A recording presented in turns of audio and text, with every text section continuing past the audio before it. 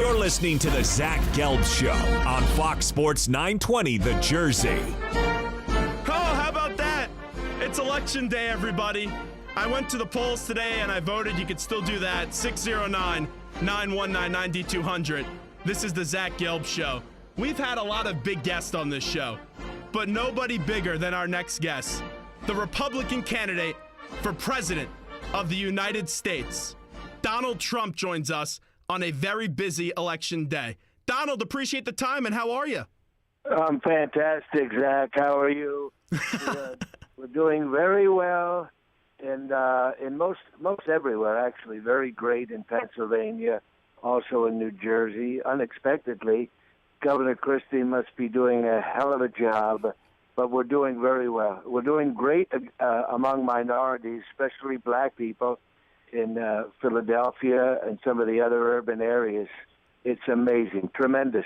Well, the drive today from Philadelphia to New Jersey, the bridges were open, so hopefully today you did talk a little bit to Chris Christie and got that settled out. One thing, though, that you did say, Donald, was you feared a little bit there was some apprehension if this was a clean election and if it wouldn't be one that's rigged. I'll tell you today, and this may not make you happy, when I went to the polls, Donald, I didn't even get asked to show my ID. How about that? You know, that's very interesting. Well, maybe that's a good thing. Let them all vote. Let everyone vote. Now, you are registered, correct? Yes, I am. You went to your right polling place, right? Yeah, in Philadelphia. Okay. It's not like you're an illegal or anything. No, I'm not. Last time I checked, I was born in America. Chris Christie has a great sense of humor, by the way. He was joking earlier. He said, Donald, if you do lose tonight and you have to give a concession speech, will there be a concession stand there? He was asking. So I guess he's going to load up on food and drink. Well, Donald, I have to ask you this. There's been a lot of talk with your campaign about what you called locker room talk. Hillary Clinton had LeBron James speaking in Ohio the other day. What did you think of LeBron James and what he had to say to the media? I heard his speech, and I was looking at him, and the first thing I thought, I just wanted to go right up and grab him right in the crotch. You know what I mean? Don't even ask. I wasn't even going to ask. You know, when you're a star like me, you can do anything you want. So I was going to just grab him right in the crotch and see what he has to say at that point. Well, the people of South Jersey and Philadelphia hope if you are president of the United States, and I know you have the vote of Tom Brady and Bill Belichick, but we want to see Philadelphia sports be great again. So how do you plan to do that? I think that may be more difficult than making America great again, to be honest. We'd have to relax a little the immigration. You know, the Phillies, look, if you just look at the Phillies lineup, love the Phillies, by the way. We're doing very well with the Phillies. You know, you got Odubel, Hernandez, you got Herrera, Hernandez, Blanco. They play in Citizens Bank Park, but the first four guys in that lineup aren't even citizens. It's true. It's true. I know you have a lot of disdain for your opponent in Hillary Clinton. Why do you think she's so crooked? Crooked Hillary is a liar and a whore. Well, excuse me, no, she's not. Her husband's a whore. She's just a liar. Liar, pantsuit on fire. We're going to drain the swamp today. I'm content because she's a lawbreaker. The FBI came out with new information about these leaking of documents, classified information. She's a serial leaker. She's not a looker. She's a leaker. And, I mean, just look at that face. Could you really elect her? Imagine looking at that for the next 4 years. Just look at that. Well, Donald, Wolf. I'll be honest with you. You were very boisterous in your campaign, and I'll be honest with you. I did vote for Hillary Clinton today. You're a loser, okay? And you're rigging. You're unregistered. You've got no identification. You're probably an illegal, and you're rigging the election. All right, we got to break character. That's the great Joe Conklin. Joe, how are you? I love when you come on. Thanks so much. I'm doing great. How are you? Congratulations. Thank you. I appreciate it. Yeah, something that always amuses me, and one of your favorite lines that you ever did was at the Philadelphia Sports Writers Association. Brett Brown quickly got up to the podium, and then he had to leave, and he said he had to go to a season ticket holder event. And when he left, you said, I guess all of his season ticket holders are at table 44 at about like 8 or 10 people. I thought that was great. And what always amazes me with you is you never back down. You're not afraid to do these impersonations to people's face. Well, that's the fun part, I mean, you do all these shows, and most of the time nobody, like Donald Trump isn't going to be at my show, or, Bill Clinton or anybody like that. But, do some nice banquets in the Philly, and the coach is sitting right there. You got to do them. If I do them on the radio, I got to do them in person, right? Yeah. By and large, they normally have a sense of humor with it. I mean, what can they do? Yeah, I remember when I was talking to Frank Caliendo, he thought that Madden at first was annoyed until he saw him do it in front of a child, and then the child really clicked it off in Madden's head and said, oh, it makes people laugh. Have you ever had someone just call you out for it and were offended by your impersonation? I remember some of the old guard in the football didn't quite take a fancy to it right away. Vermeil and Berge and those guys, but I think they've kind of mellowed. I think it does take them aback a little bit, but honestly, they're public figures. If they're going to put up a stink about something, they just look bad. Yeah. But I think the usual reaction is to, if you're getting criticized, and you're getting ridiculed, I mean, you're going to be offended a little bit, but you got to take what goes with the turf, I think.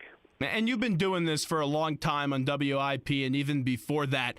When did you know that you had this talent? Because a lot of people, when they grow up, they don't say, all right, I want to be a comic or I want to be someone that impersonates people. They pick more typical, traditional things of a doctor or a lawyer or something like that.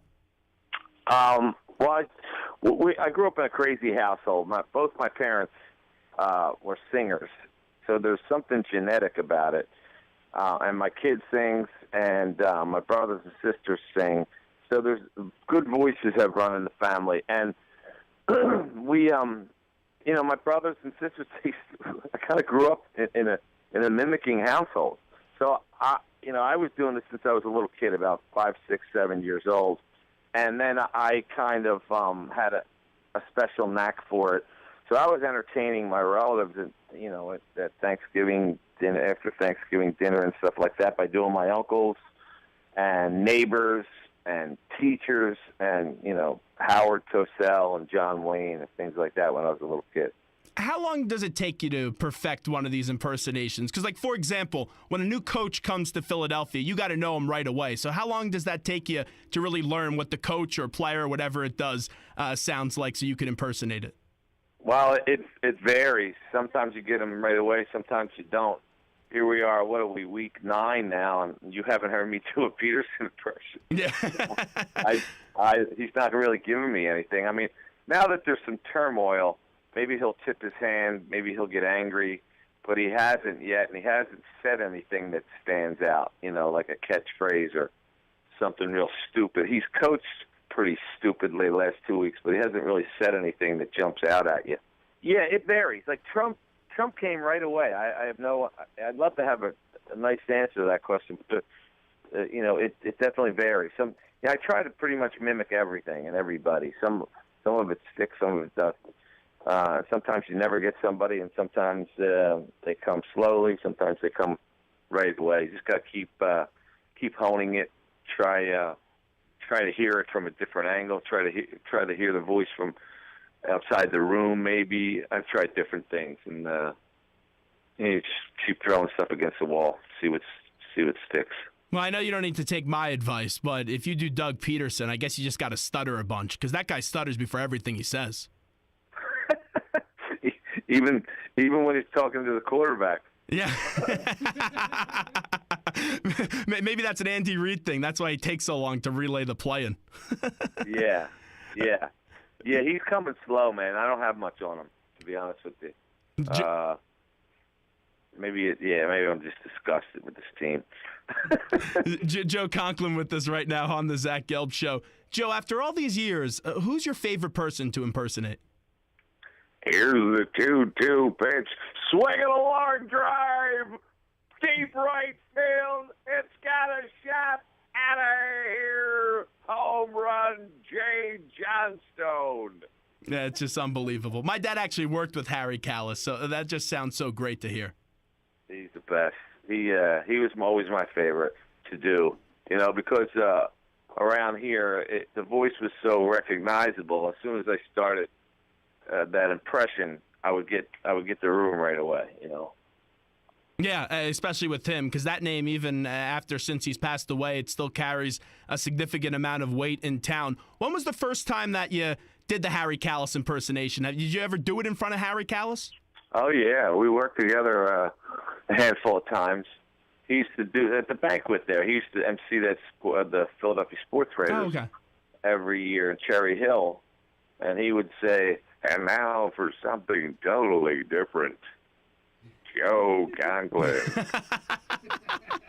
And I would walk up and say, and now, I don't know, I would just try to make it sound like it's the same sentence, That's great. Joe, before we let you run, I just got to hear three voices, and let's do it with them talking about the election, since it is an election day in America and people are deciding between Clinton and Donald Trump. Can you give me a little Allen Iverson talking about the election?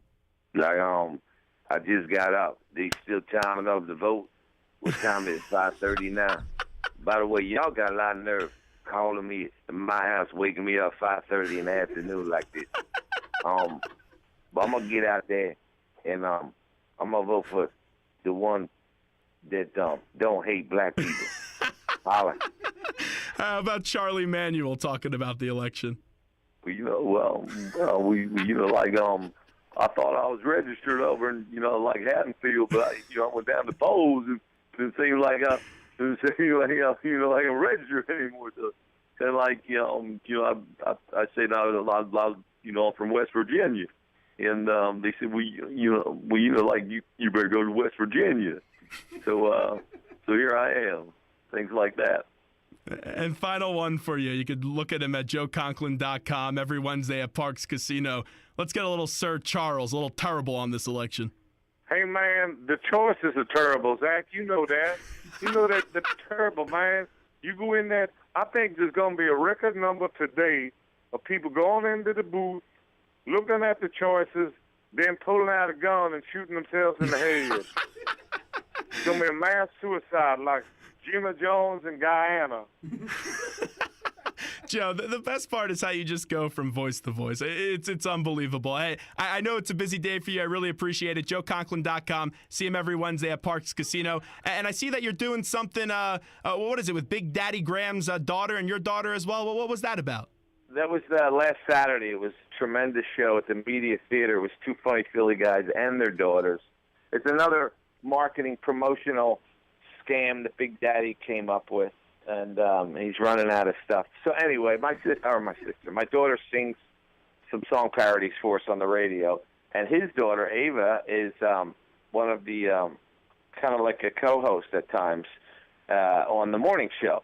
So she went out there and told a few jokes, and then brought me up. I did my act, and me and Casey went on stage, and she did a few snippets of some of the hits she's had in the past, and then she did a full version of Andy Reid Will Never, Ever, Ever Gonna Win Anything with Andy, the Taylor Swift parody, and it was just a lot of fun. Joe, great stuff. I learned a lot from you when I was an intern at WIP, and I know that you'll be eating a nice veggie sausage tomorrow from Kosi, so I appreciate the time. My man. Thanks so much. There's Joe Conklin joining us on the Zach Gelb Show, Fox Sports 920, The Jersey. Every day, because when you're an intern at some place, well, we don't make Kevin do this, because things have changed. I know it's only been a few years, but things have changed in the internship world. They sometimes say, hey, okay, we're on air. Can you go get us some breakfast? They'll even buy us breakfast, which is great. So we go to Kosi, and every morning I go up to Joe, and I go, what do you want for breakfast? He goes, I want a veggie sausage sandwich. And then one day they didn't have the veggie sausage sandwich, so I went up to him, and it was like if someone was murdered in his family. The look on his eyes, I thought the man was about to cry, but that's a brilliant talent. The fact that he just did, Allen Iverson, Charlie Manuel, Harry Callis, Charles Barkley, and Donald Trump. Oh, boy. Stellar job by Joe Conklin. He's a true treasure, one of the more underrated people in South Jersey and Philadelphia. Honestly, he's better than Caliendo. I have interviewed Caliendo before. I like Caliendo a lot. You got to go with my man Conklin. Gotta. I love Caliendo. He's brilliant. Really good. Like him a lot. It doesn't get any better, though, than Joe Conklin. The voices he does, just and the variety and the diversity, unbelievable. My finger was on the dump button. And when he started using a certain word to describe the next president of the United States, it was a certain word that I'm not going to use right now to describe Hillary Clinton. I was like, oh, we're getting close. We're tiptoeing on it. Do I got to press the button? And then I said, nah, he didn't do anything wrong. He didn't say any of the 7 or 8 words that you're not allowed to say. He got close. Got a little dicey. Oh, but man, he was so good. Really good. That's Joe Conklin. You can visit him at joeconklin.com. I love that man. Really good. One other show in South Jersey. I guess in Philadelphia, South Jersey, there's one other show that could do it, the show that employs him. But seriously, we just got Donald Trump on the phone lines. I could add that in one of the promos. We had Bob Saget on this show before. I've interviewed in my previous jobs with Jim Nantz or Bob Costas. There's a bunch of names we could do. Vince Papali's been on this show. We get you big names. Andre Dawson was on this show the night before the Cubs win the World Series. And we get compelling sports talk and the best industry guests. But today we get to add the most controversial name in the world right now. And that was Donald Trump, played by Joe Conklin. 609-919-9200. This is the Zach Gelb Show. We'll take a break. When we get back, as time right now in the Princeton Orthopedic Associates studios is 5:33. We got to do check or X. We got to tell you, recap everything from the National Football League, Week 9, what we liked, what we didn't like. Kevin, get ready, because I'm coming to you. You better have 2 good choices today. More of the Zach Gelb Show when we come back.